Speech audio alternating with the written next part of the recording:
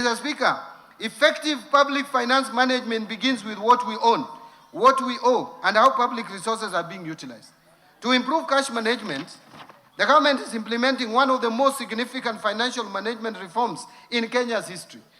The transition from cash basis to accrual basis of accounting under the International Public Sector Accounting Standards. Following Cabinet approval of the transition roadmap in March 2024, implementation commenced in financial year 2024-25 through a structured 3-year phased approach led by the National Treasury.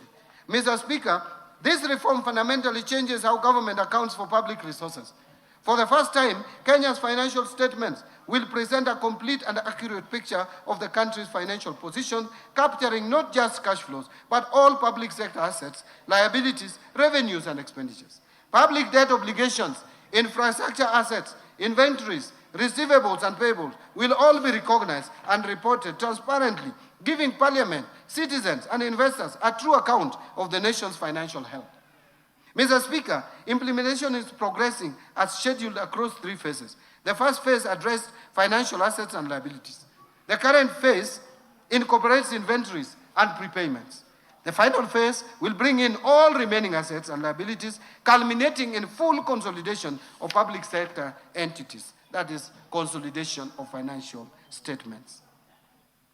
To support this transition, the government is upgrading IFMIS and related systems, strengthening public sector asset management framework, undertaking asset identification and evaluation exercises across ministries, departments and agencies, counties and other public entities, and building capacity among public officers to sustain the reform beyond its implementation period.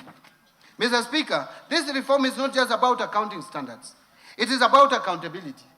It's about ensuring that those entrusted with public resources can be held to a higher standard of transparency and reinforcing public confidence in the stewardship of national resources.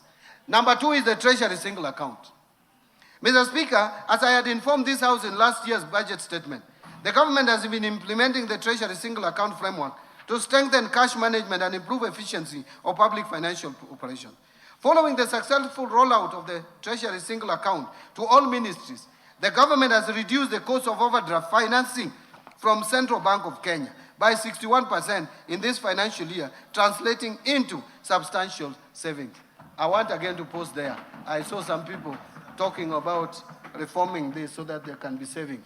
I want to repeat that the government has reduced the cost of overdraft financing from Central Bank of Kenya by 61% in this financial year, translating already into substantial savings. So the work that you intend to do is actually already done. Mr. Speaker,